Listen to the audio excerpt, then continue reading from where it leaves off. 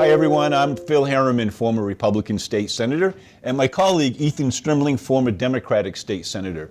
Ethan, on election night, it looked like it was pretty clear who the winners and losers were, and then someone asked for a recount. Yeah. Out in your former Senate district, Senate Yes. District 25, Kathy Breen, it looked like, had won by 32 votes. Kathy Manchester asked for a recount. After that recount, all of a sudden Kathy Manchester's up by 11.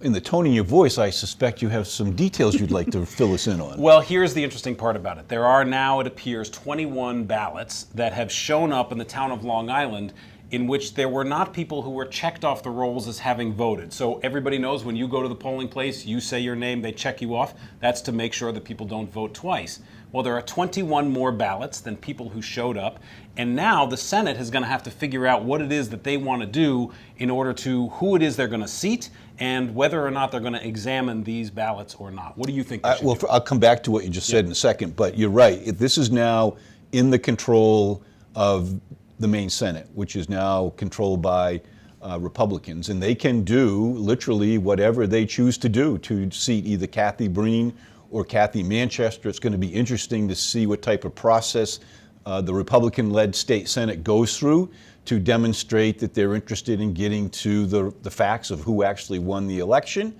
or whether they'll use the power, which they now have, to declare that Kathy Manchester is going to be seated as the next state senator. What I had originally heard was that Republicans were actually really just going to move right to Kathy Manchester being seated, because before the 21 ballots came out, they were sort of saying, well, there's not enough in dispute here, let's just seat her. But now there's a lot of questions about what should happen. Here's what I would suggest. I think Democrats, they should give a little and say, look, seat Kathy Manchester. Clearly, from the recount, it appears that she's won by 11 votes.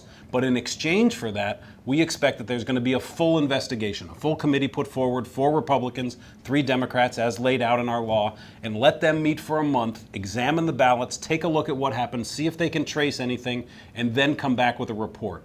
When I was there in 2002, that's exactly what we did when Chris Hall and Les Fossil were in a very close race.